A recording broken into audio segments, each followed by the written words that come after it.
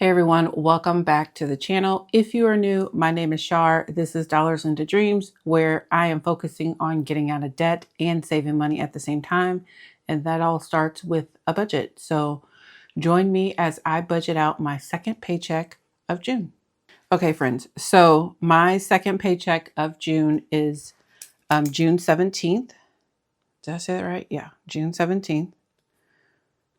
If you're new here, sometimes words are very hard for me. I get very discombobulated. So this paycheck is going to run from June 17th through the end of June because I get my first paycheck in July on the 1st, I think. I could be totally wrong, but we're going to say June 30th. So I have a full-time and a part-time job. So for my full-time job, because it is summertime, so there is pretty much no overtime, I am just going to budget $17.50, and we'll see what that is. I do know, I think the last paycheck of July is when my annual raise will be on there, so we'll see what that looks like. My part-time, I am just going to budget $8.75. And then this paycheck, the other is really my children. They pay me for their cell phone. 2 of them, it's $30 each. And then we do not budget rollover. So we are working with $26.85 for this paycheck. So my mortgage, I split it in half so it does not feel like a lump sum coming out of one paycheck. So that amount is $618.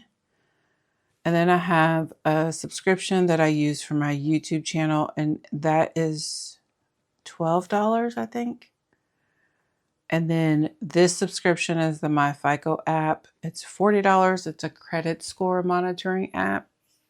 And then pest control, we're budgeting $57. No, when I budget, I do whole numbers. And then when I come in and do my actual, then I add the cents at the end. And then cell phone is $92. That's for the kids and me. And then my Navient student loan, we split these student loans in half across both paychecks. So this one is $133, and then this one is $222. So my fixed bill section,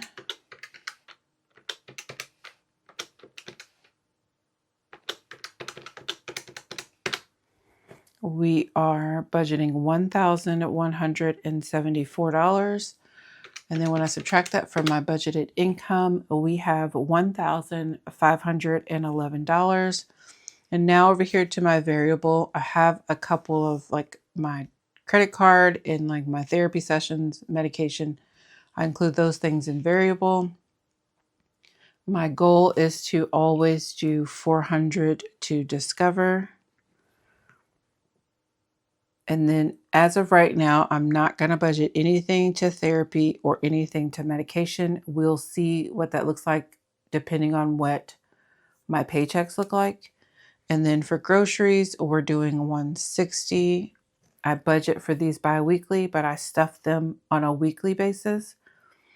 And then home will be $20. Fuel is going to be, fuel has went down slightly, so I'm going to bring it back down to, I'm just going to do 200. Spending for me is going to be 40. And then eating out will remain 60. And then miscellaneous will be 10. And then as of now, I'm not going to include a bank buffer. This is for my bills account. I have 2 checking accounts. One is for my bills. One is for other spending and paying my debts from that one.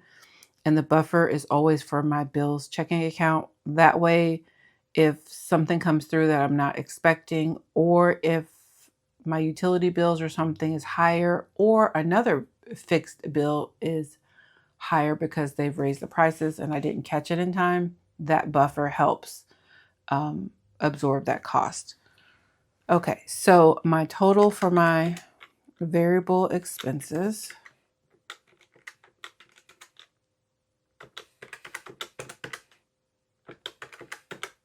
is $890. Then we're going to subtract that from 1,511. And so that will get me $621.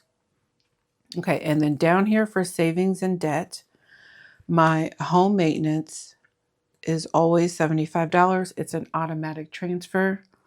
And then for Ally Savings, I do $10. It is also an automatic transfer.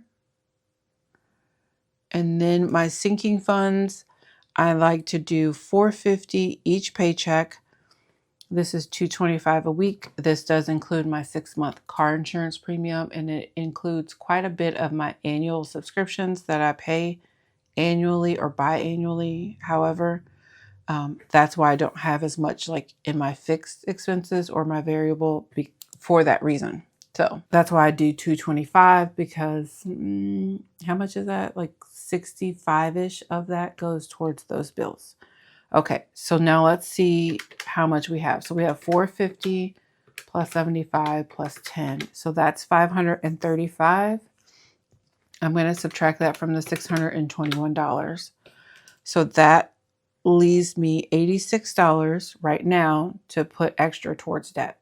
So then that would go to that Discover card. So that means in theory, I will have $486 that I'm going to pay towards my credit card.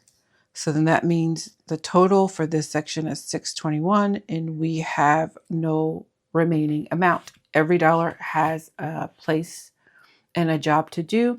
And that's how I like to do my budget. I like to pre-plan so that I know before my money hits my account what the general idea of where my money is going to go. And then I will finalize my budget once I actually see what it is. In case my checks are lower, in case it is higher, I can see where I either need to take from and readjust or where I need to put that extra money. So that is what I like to do. So that is all that I have for you guys. I thank you for tuning in with another video and watching to the end. I really appreciate it. If you're not subscribed, I would love to have you over here. If you hit that subscribe button and the bell notification so that you're notified every time that I upload, and I will see you wonderful people in my next video. Till then, have a wonderful day. Bye.